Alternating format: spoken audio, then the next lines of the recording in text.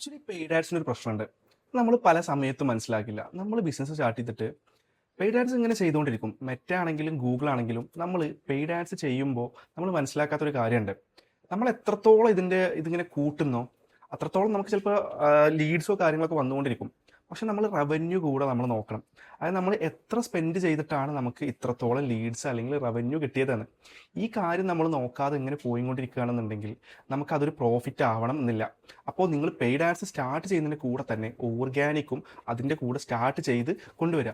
അല്ല എന്നുണ്ടെങ്കിൽ എന്താണ് പ്രശ്നം ഉണ്ടാവുക വെച്ച് കഴിഞ്ഞാൽ നമുക്കിതിങ്ങനെ കൂട്ടിക്കൊണ്ടിരിക്കേണ്ടി വരും. പക്ഷെ നമുക്ക് നമ്മുടെ റവന്യൂ അല്ലെങ്കിൽ നമ്മുടെ ആഡ് സ്പെൻഡും കൂടെ കാൽക്കുലേറ്റ് ചെയ്ത് കമ്പയർ ചെയ്ത് നോക്കുമ്പോൾ ബെറ്റർ ആയിട്ടുള്ള റിസൾട്ട് ഉണ്ടായിക്കൊള്ളുന്നില്ല. നമ്മൾ അതിൻ്റെ കൂടെ ഓർഗാനിക് ആയിട്ടുള്ള SEO അല്ലെങ്കിൽ കോണ്ടന്റ് മാർക്കറ്റിംഗ് ഈ വക സംഭവങ്ങൾ നമ്മൾ സ്റ്റാർട്ട് ചെയ്യുകയാണെന്നുണ്ടെങ്കിൽ നമുക്ക് കുറച്ച് കഴിയുമ്പോൾ ഈ ഒരു പെയ്ഡ് ആഡ്സിൻ്റെ അതിലോട്ട് നമ്മൾ സ്പെൻഡ് ചെയ്യുന്ന എമൗണ്ട് അല്ലെങ്കിൽ മണി കുറച്ചിട്ട് നമുക്ക് ഈ ഒരു ഓർഗാനിക് റിസൾട്ട് കിട്ടുന്ന രീതിയിൽ നമുക്ക് ഇമ്പ്രൂവ് ചെയ്യാൻ പറ്റും. അപ്പോൾ ഈ കാര്യം ശ്രദ്ധിക്കുക. എല്ലായ്പ്പോഴും നമുക്ക് പെയ്ഡ് ആഡ്സ് ബെറ്റർ ആയിക്കൊള്ളുന്നില്ല.